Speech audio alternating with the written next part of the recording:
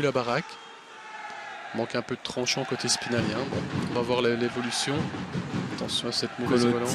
L'ancien Grenoblois, là, malgré tout ça, ça arrive jusqu'à Yann Pleur qui repique, le lancer encore. Et cette fois le rebond coupable laissé par Fouquerel, et c'est Casavant qui ouvre la marque après une longue période de domination spinalienne. Épinal 1, Chamonix 0. Dans son rôle, dans son rôle. Du numéro 2, Silvenoinen, le Finlandais. Gabi Girard avait mis la botte quand même au cas où, de toute façon. Ouais, j'ai l'impression qu'il n'y avait pas de place. L'angle était bloqué. Mais... Si le palais avait été cadré, il aurait été là. Lauzon. Ouais, bonne défense de Gervais sur Lauzon. Encore un shoot. Il prend énormément de tirs, car le Lauzon. Terrier. Allez, Épinal au complet. Un contre qui s'amorce avec Gauthier. Le regard levé. Gauthier devant le but. Oh, c'est bien joué! Le beau but de Michal Petrac au deuxième poteau sur une offrande. Il n'y a pas d'autre mot. De Gauthier venu du flanc droit. Sébastien Gauthier qui trouve parfaitement Michal Petrac. Épinal mène 2-0. Comme à Rouen sur la sortie de prison, mais c'est pas le même but, parce qu'à Rouen, Petrac était arrivé face à l'Henri. Et là, il est bien décalé. Gauthier temporise, regardez, il amène le joueur, le défenseur, il attire le défenseur sur lui, hop, il décale. Et Petrac qui va faire preuve de réalisme lui aussi. Ah ouais, du bel ouvrage. Méchant. Un bon état d'esprit pour l'instant. Lauzon chassé par Suzange. Ça, c'est très haut du défenseur slovène. Lauzon, quel porteur de palais. Attention, le voici encore Lauzon. Oh, quelle passe magnifique! Et la réduction du score tout de suite de Chamonix sur cet exploit personnel de Lauzon qui sert Biscard, me semble-t-il, qui met la rondelle au-dessus de Girard. 2-1. C'est vraiment un match où on ne s'ennuie pas, vous venez de le dire. Chamonix qui réagit de la plus belle des manières. Moi qui pensais que là ils auraient accusé le coup, pas du tout. Ils viennent de nous rétorquer qu'ils seraient là jusqu'au bout. Regardez Lauzon, superbe service. Ah ouais, là, quel service. C'est la tulipe qui marque, c'est la tulipe, autant pour moi. Et vraiment un superbe but collectif de Chamois. Bon, c'est mérité, c'est vrai que sur le premier tiers-temps, 2 buts d'écart, c'était un peu flatteur pour les Spinaliens. Trouvez là, attention là, c'est pas les perdus. C'est Lauzon qui va faire le tour. Il n'a pas beaucoup de possibilités. Et Girard qui était rapidement venu fermer le poteau. Il a très bien fermé l'angle, Gabi Girard, parce que là. Ça presse. Oui, tout de suite. Allez, la passe longue. Petrac, il a pleure derrière lui. Petrac pleure. Il y est avec un peu de réussite, parce que je crois que c'est le patin du gardien qui a dû le retoucher. Et en tous les cas, le break est fait. 3e but signé Monsieur Yann Pleur. Le juge de ligne qui a pris sa responsabilité. L'arbitre était en arrière et c'est lui qui a indiqué que le palais était rentré. Il n'a pas eu d'hésitation. Il avait très bien suivi l'action.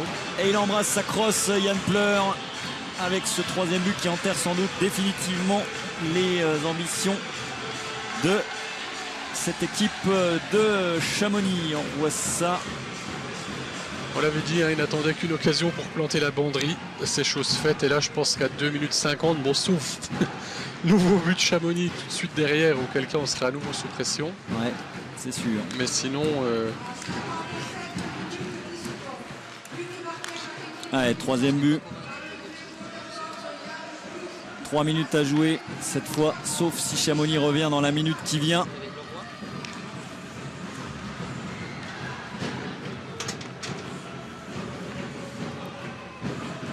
Le match a sans doute donné son verdict là. Chamonix qui...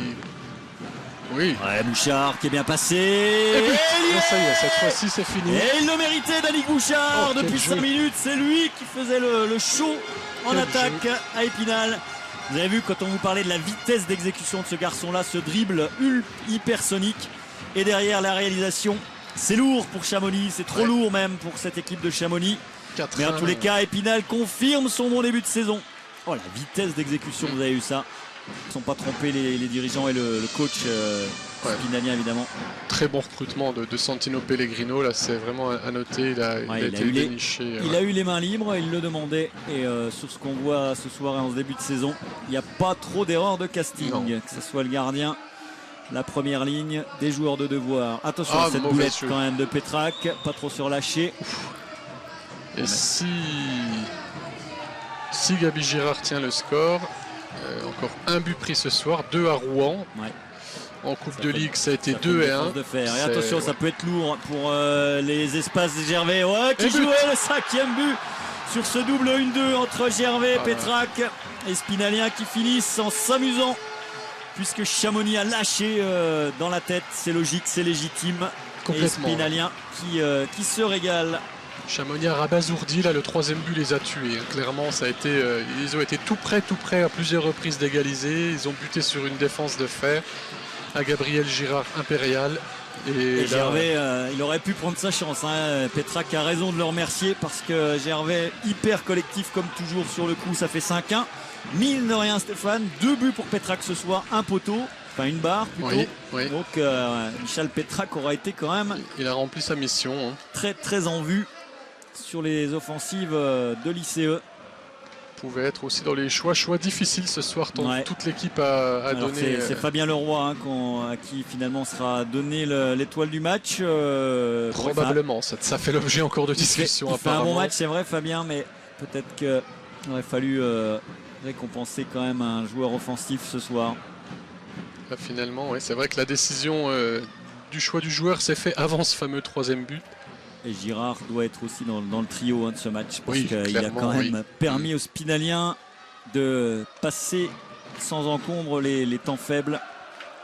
1 minute à jouer. Et 5-1, alors tous ceux qui vont lire et qui n'étaient pas de ce match et qui n'auront pas vu notre retransmission ce soir vont se dire tiens, Épinal fait fort, mais bon, c'est quand même très flatteur et très trompeur. Oui, même si les Spinaliens ont fait preuve de réalisme, mais encore une fois c'est à leur honneur parce que... Mais ils ont été solides encore défensivement, ça c'est intéressant. Cette défense vraiment m'impressionne, ça c'est clair, elle est compacte, elle est solide, et quand les défenseurs sont pris de vitesse, et derrière il y a Gabi Girard qui est là et qui bloque tous les palais. Il a pris un but vraiment sur lequel il ne pouvait rien. La tulipe était devant lui. Et encore, il n'a pas été loin de capter ce palais. Fouquerel n'a pas démérité non plus. Terrier. Les 5 buts sont lourds pour lui parce qu'il a fait vraiment des gros arrêts, Clément Fouquerel. Un dernier lancé qui finit au-dessus de la cage. Ils se sont découverts, ils ont joué leur va-tout, les Chamonniards, on le savait. Épinal attendait ce moment pour asseoir le score, le résultat. Et c'est fait.